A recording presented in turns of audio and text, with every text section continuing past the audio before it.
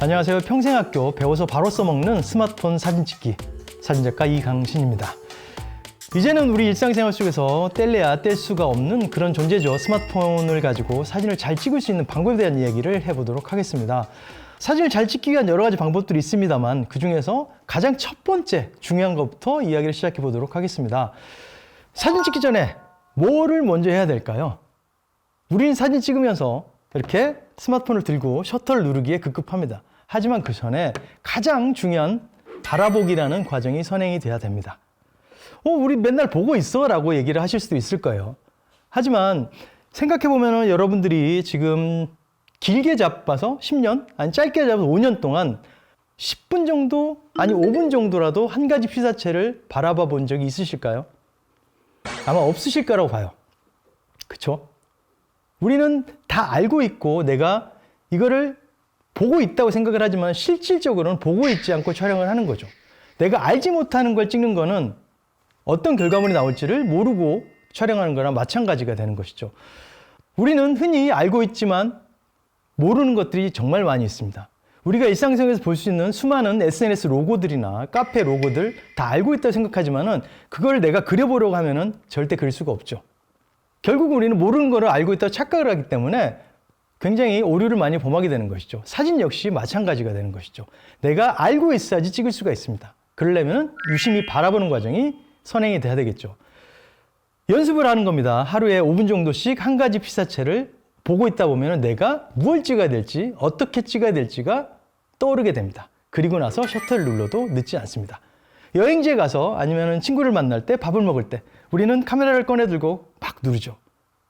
여행 가서 그렇죠. 너무 예쁜 풍경이야. 그러고 나서 셔터를 누릅니다. 그리고 뒤도 돌아보지 않고 갑니다. 절대 좋은 사진을 찍을 수가 없겠죠. 그냥 오롯이 그 과정을 최선을 다해서 바라보는 시간을 갖고 나서 사진을 찍으셔야 되는 거죠. 시대가 굉장히 복잡하고 다양화된 시대가 되면서 우리는 오롯이 바라보는 과정에 대해서 무시하고 넘어가는 과정이 일상화돼 버렸죠. 듣는 것도 보는 것도 이도저도 아닌 멀티의 삶을 살기 때문에 집중하지 못하고 사진을 찍고 있는 거죠. 산책을 하다 보면은 많은 분들이 스마트폰을 들고 촬영을 하시죠. 이쪽 귀에는 이어폰을 꽂고 이런 영상을 보시면서 길을 걸어가고 있습니다. 이거는 산책일까요? 사진 찍는 걸까요? 영화를 보는 걸까요? 음악을 듣는 걸까요? 이도저도 아닌 행동이 되는 것이죠. 사진 찍기 위해서는 최선을 다해서 바라보는 과정이 있어야 됩니다. 그거를 연습을 하시면 분명 여러분들은 사진을 잘 찍으실 수가 있게 되는 것이죠. 자, 이렇게 바라보기가 선행됐을 때 이제 사진 찍기는 비로소 시작이 될 수 있게 되는 것이죠. 자, 그림과 사진은 굉장히 닮아 있죠. 똑같이 평면에 표현이 되는 피사체들이고, 근데 그림과 사진에 큰 차이점이 있습니다. 어떤 차이점이 있느냐? 그림은 빈 캔버스에 하나하나 더해가는 과정이 그림을 그리는 과정이겠죠. 하지만 사진은 이미 꽉 차 있는 세상에서 내가 뭘 빼고 찍을까를 결정하는 게 바로 사진인 것입니다. 그래서 좋은 사진은 잘 빼는 사진이 좋은 사진인 것이죠. 그럼 잘 빼기 위해서는 뭐가 필요할까요? 아까도 말씀드렸던 바라보는 과정이 있어야 됩니다. 아마 여러분들 그 시 다 아실 거예요. 나태주 시인의 풀꽃이라는 시가 있습니다. 자세히 보아야 예쁘다, 오래 보아야 사랑스럽다, 너도 그렇다. 그냥 예쁜 사랑을 얘기하는 시 같지만은 이게 사진과 굉장히 같은 내용입니다. 자세히 보고 오래 보고 그래야만이 좋은 사진을 찍을 수 있게 되는 것이죠. 오래 보고 자세히 보다 보면 내가 뭘 빼고 찍을지가 결정을 쉽게 할 수 있기 때문에 조금 더 좋은 사진을 찍을 수 있는 기회가 많아지게 되는 것이죠. 이 두 가지만 명심하셔도 여러분들은 이미 좋은 사진을 찍을 수 있는 자격 조건을 충분히 갖추고 있다고 할 수 있을 것입니다. 어떤 것을 찍고 싶은지를 잘 모르시는 분도 많아요. 그럴 때 그냥 멍하게 세상을 바라봐 보세요. 그럼 내가 뭘 찍을지 결정이 되게 되는 것이죠. 그리고 드라마를 보거나 만화책 그리고 여러 가지 영화를 보거나 그랬을 때 기억에 남는 장면들이 있으실 거예요. 그걸 가지고 카피를 해서 촬영해 보시는 것도 좋은 방법이 될 수 있을 거예요. 내가 삶을 살아가거나 길을 걷거나 사람을 만나거나 그러면서 아름답다고 느껴지는 많은 것들이 있습니다. 그것들을 저장하셨다가 카메라로 표현해보는 연습을 해보시는 것도 좋은 팁이 될 수 있겠죠. 사진을 이제 찍고 싶은 분들이 제일 먼저 하시는 게 사진책을 많이들 구입을 하세요. 하지만 사진책을 구입하기보다는 좋은 사진을 많이 보는 게 훨씬 도움이 된다는 거를 말씀드리고 싶어요. 이런 책들 보다 보면 모르는 단어, 용어들이 굉장히 많이 나오죠. 이거 무슨 말인지 모르겠어. 그러면서 사진책을 덮어버리게 되는 경우들이 많습니다. 그럴 때 그런 사진책보다는 그냥 좋은 작가들이 찍은 좋은 사진들을 많이 보는 게 내 사진의 발전에 훨씬 도움이 된다는 것도 명심하시고요. 그리고 우리가 지금 이야기하고 있는 스마트폰은 모든 거를 내가 셔터만 누르면 본인이 알아서 하는 그런 자동 카메라가 바로 스마트폰 카메라죠. 하지만 이 스마트폰 카메라가 유일하게 못하는 한 가지가 있습니다. 바로 뭘까요? 렌즈를 닦는 거를 못하죠. 렌즈를 닦고 찍느냐 닦지 않고 찍느냐 차이는 엄청나게 큰 차이를 가지고 있어요. 사진을 보시면 아시겠지만 렌즈를 닦았을 때와 안 닦았을 때 차이는 엄청나게 큰 차이가 납니다. 지금 보시면서 스마트폰의 렌즈를 옷소매로 쓱쓱 닦고 나서 촬영을 해보시면은 내 사진기, 내 카메라가 이렇게 좋았어? 라고 생각이 드실 수도 있을 거예요. 그만큼 렌즈 닦는 과정은 아주 중요하고 혼자서는 할 수 없는 과정이기 때문에 여러분들이 꼭 렌즈를 닦고 촬영하실 거를 권장을 드리고요. 요즘 스마트폰은 예전에 비해서 아주 좋아졌죠. 과거 한 10년 전, 20년 전에 우리가 일상적으로 쓰던 조그만 카메라들보다 성능이 더 좋아졌다고도 할 수 있을 거예요. 그렇기 때문에 스마트폰 카메라만으로도 이제 웬만한 우리가 일상을 기록하거나 간단한 걸 표현해낼 수 있는 것은 충분하다고 해도 과언이 아닐 정도로 발전했습니다. 하지만 스마트폰에 단점이 있습니다. 이 스마트폰을 보시면 아시겠지만 렌즈들이 굉장히 작아요. 그렇기 때문에 빛을 받아들이는 센서 자체가 작기 때문에 어두운 곳에서는 굉장히 취약한 그런 화질을 보여주고 있죠. 그래서 스마트폰으로 내가 사진을 정말 잘 찍고 싶다. 그럴 때는 조금 밝은 곳, 그리고 조명이 충분한 곳에서 촬영하시는 게 아무래도 조금 좋은 사진을 찍을 수 있는 확률이 높아지겠죠. 그리고 스마트폰 카메라로 촬영하면서 우리가 신경 써야 될 거는 다른 어떤 이론적인 부분들이 아니라 어떤 테크니컬적인 부분들이 아니라 오로지 스토리 그리고 구도를 신경 쓰시면 되는 것이죠. 좋은 사진이란 좋은 이야기가 있는 사진이겠죠. 이야기가 있는 사진. 어떤 사진이 이야기가 있는 사진일까? 생각해 보면은 우리는 요즘 굉장히 사진을 찍음에 있어서 셔터를 남발하는 게 많아졌죠.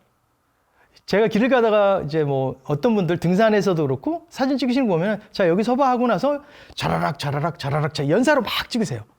그리고 집에 와서 내가 찍었던 사진을 보죠. 그때 드는 생각이 뭘까 있을까요? 이거 내가 왜 찍었지? 이거 뭘 찍었지? 라는 생각이 드실 거예요. 내가 뭘 찍었는지 왜 찍었는지도 모를 사진들이 수두룩하게 쌓이는 거죠.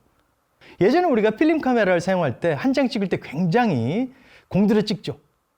그만큼 화면 안을 오랫동안 보고 그때는 셔터를 눌렀겠죠. 하지만 이제 보지 않고 주룩 막 찍고 나서 그 중에 한 장 건져내는 그런 시대가 됐기 때문에 그렇게 해서는 좋은 사진 찍을 수 있는 발전이 늘지가 않죠.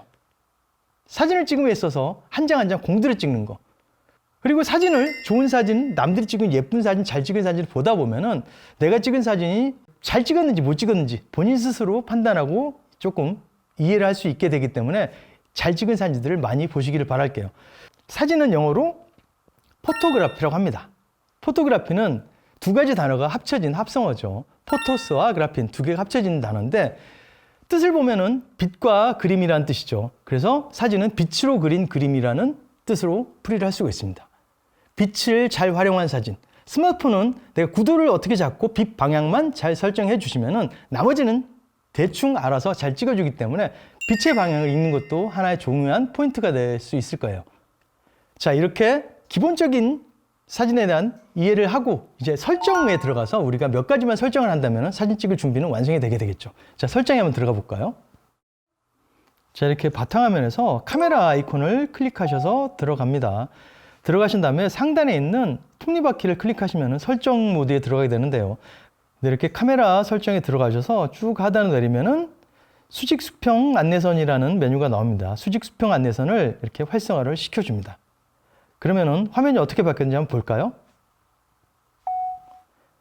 자, 이렇게 보시는 것처럼 화면이 9개의 조각으로 분할이 되어 있죠. 이렇게 선이 나눠져 있는 걸 보실 수가 있을 거예요.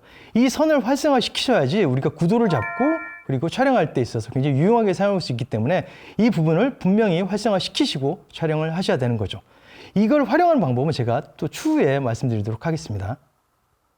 자, 그리고 또 하나 설정하셔야 될 게 있는데 어떤 거냐면은 또 이 설정 메뉴에 들어가셔서 장면별 최적 촬영을 활성화시켜 주신 겁니다. 자, 이렇게 장면별 최적 촬영을 활성화시키시면은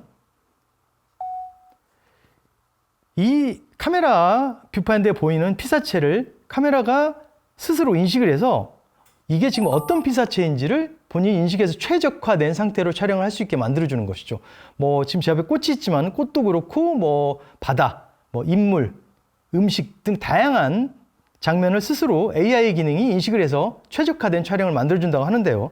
보시면은 이 화면에 우측에 이렇게 바람개비 모양의 단추가 있습니다. 이거를 누르면은 장면별 최적 촬영이 켜짐으로 되어 있는 거죠. 자, 이랬을 때 제 앞에 꽃을 한번 제가 찍어 볼까요? 그럼 저기 오른쪽 하단에 파란색으로 꽃 모양이 표시가 되죠. 촬영을 해보면은 자, 이 상태와 최적 촬영을 끄고 나서 찍어 볼게요. 그럼 베스트 샷이라고 뜨지만은 어떤 차이가 있는지 볼게요. 자, 이게 두 사진이 차이가 느껴지시나요? 이 사진이 지금 최적화된 사진이고 이게 그냥 일반 사진입니다. 차이가 분명히 느껴지시죠? 꽃이 조금 더 선명하고 쨍한 느낌으로 촬영이 된 거를 보실 수가 있을 거예요. 제가 방금 설명드린 것처럼 굉장히 다양한 촬영을 도와주는 이런 어플들도 있고 모드들이 있기 때문에 이걸 잘 활용하시면은 굉장히 손쉽게 조금 더 예쁘고 쉽고 좋은 사진들을 찍으실 수 있을 거라고 봅니다. 조금 도움이 되셨으면 좋겠고요. 저는 다음 강에서 다시 찾아보도록 하겠습니다.